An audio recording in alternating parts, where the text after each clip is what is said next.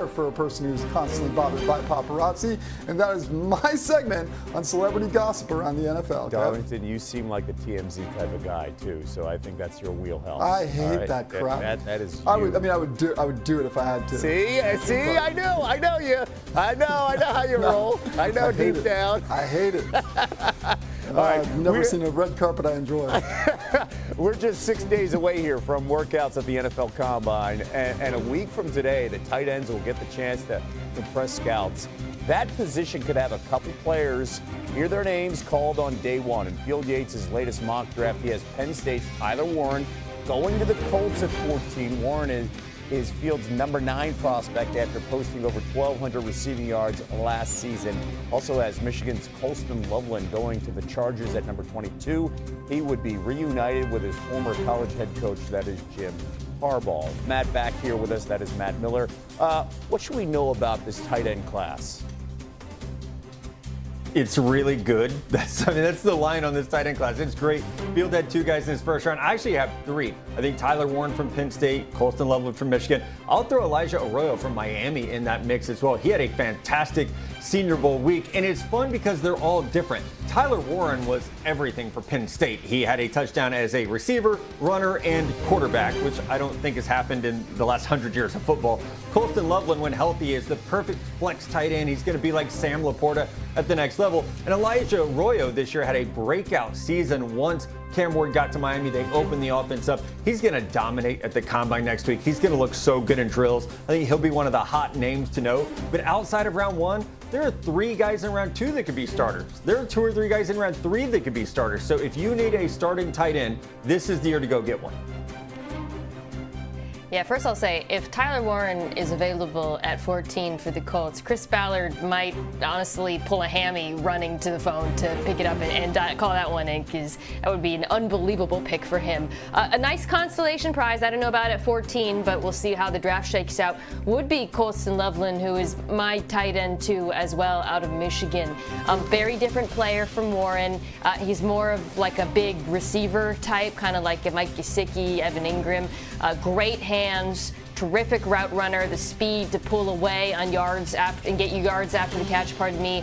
And then he has good play strength. He uses his frame to box out DBs, can fight through traffic to make contested catches. Again, not really there as a blocker, so he is a little bit limited in that regard, but I think he is a fantastic prospect who has all the tools for, a team like Indianapolis, frankly, if that's what they're looking for. Now, keep in mind, the last time multiple tight ends were taken in the first round, 2019, T.J. Hockenson and Noah Fant, they were taken in day 1, round 1. We will see if that continues in Green Bay, and we have history for the first time in 6 years. Time for a round of Ask Matt, where we ask our draft expert some burning draft questions. And D. Wood, you're up here.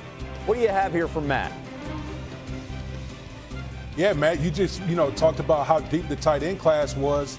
I want to know from you, what is the deepest position in this upcoming NFL draft? Yeah, it is definitely the defensive line group. Defensive ends, defensive tackles. You put those 2 together, I have 30 players ranked in my top 120 along the defensive line. I've been doing this for 15 years, which I think is how old that photo was. 15 years, and this is the most defensive linemen I've ever had ranked that highly. So it is a great group of defensive linemen, and we're going to see those guys fly off the board after Kevin's Philadelphia Eagles ended a dynasty with great defensive line play. Those prospects are going to be popping, and the NFL teams are going to be all over them in round 1. Love hearing that. Hey, you know what? It's my turn, and this is a question I think, Matt, you're going to hear a lot over the next 2 months. What are you hearing about the rise of 25-year-old quarterback Tyler Sharpe? That is the hottest name right now, Kev. Everyone was talking about him at the Senior Bowl because of how well he played there.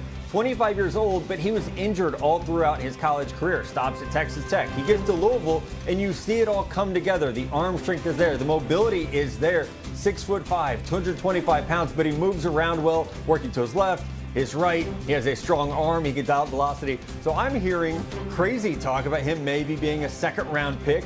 certainly sounds like he won't get out of the third round. His age would be a factor if we were talking about him as a first rounder, but in round 2 or round 3, no one cares that the guy's 25 years old. It might actually benefit him because he'll be able to get on the field a little bit earlier than some of the other prospects. And this ranking, of course, that you have right now is before the combine. Shuck said he will throw 100% at the combine, so that could turn some heads in the mocks that we see in March. Cannot wait for that to play out. All right, guys, thank you. We have 2 more months to dissect everything Matt says as the NFL draft is in Green Bay, starting third 3-point stance as we look at the AFC South today. 3 things each team needs this offseason. Damien, you are up first with Houston. What should be their priorities? Yeah, let's start with the wide receiver position. We know that Nico Collins is one of the best wide receivers that we have in the National Football League. But if you look at what they have behind him, you got Stefon Diggs, who's, a free agent, obviously coming off the ACL injury. And then Tank Dell, we saw that devastating injury that Tank Dell had, in the divisional round. So who knows if he's going to be ready for 2025. How about interior defensive tackle? A run-stuffing defensive tackle. We know they got great edge rushers on the outside, but just adding some more beef in the interior of that defensive line to really help stopping the run game. And last but not least, that Houston Texans offensive line. I heard Mina saying it, just leading up to this block. Their offensive line was just horrendous for the Houston Texans. In particular, the interior of the offensive line. CJ Stroud was just under siege all year long. They got to get this offensive line fixed if they won't have any chance of taking that next step as an organization. They were so bad you were speechless there during that video at a certain point. Keep in mind, in the divisional round against the Chiefs, Stroud was pressured on 56% of his dropbacks and sacked 8 times. All right, let's go to the Jaguars now. Talked about a new GM earlier, and they have a new head coach in Liam Cohen. Mina, what should be their priorities? Yeah, I'm going to continue where Damien left off and once again call for offensive line investment, particularly on the interior tackle position. I think they're set with Walker Little, and Anton Harrison. Brandon Scherf is a free agent, so that is something I would address. Protect Trevor Lawrence better than they have. Also, run blocking is an issue. Next, I'm going to go on the other side of the trenches, defensive tackle between Josh Hines, Allen, Travon Walker. Need some interior pass rush. I think Michigan's Mason Graham would be an interesting prospect for them near the top of the draft. A lot of good defensive tackles in this draft in the first round that they could take. Finally, cornerback. This was the worst pass defense in the NFL last year. They played a ton of man coverage, and they were awful at it. Outside of Tyson Campbell, just lots of questions at corner. I think they need to actually add quite a few, more than one cornerback. They have a new defensive coordinator coming from Green Bay. I imagine there'll be something of a scheme shift, but regardless, that is a position this team has to address because that pass defense last year was not tenable. Mina, to your point, the Jaguars allowed 13 passing touchdowns, at least 15 yards downfield last season, tied for their most since 2006. All right, to Tennessee. They're on the clock. They hold the #1 pick in the draft. Let's bring in Jeff Darlington. What are their priorities this offseason? Well, this is a trendy one. There better be a lot of offensive linemen because the Titans also need some offensive linemen, especially at the right tackle spot. This needs basically a pretty big makeover on the offensive side of the football. Certainly that's starting in the trenches, and quite honestly, perhaps the most important. We'll get to the most important in just a moment, though. Wide receiver Calvin Ridley is really the only wide receiver that's been productive enough to call him anything close to a #1. Beyond that, not really even a true #2. This team, whether through the draft or free agency, has to bolster the wide receiver spot. And of course, the #1 spot, the quarterback position. Yes, Will Levis remains the quarterback of this team, but with the #1 overall pick, it certainly feels like that could be the direction the Titans head, perhaps with Cam Ward. But most importantly, the team needs to find their long-term answer at the position. Again, you could go across the... Hello, xin chào tất cả các bạn nha. Mình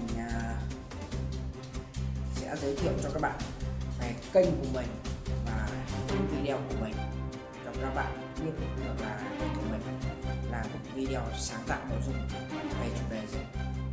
Video của mình sẽ làm xuyên suốt về chủ đề cắt dán này, mình sẽ cắt dán này cho các bạn xem. Đây là những sản phẩm mình đã hoàn thiện rồi, sẽ giới thiệu sơ qua cho các bạn xem những sản phẩm của mình, cách của mình tạo ra những sản phẩm như thế nào.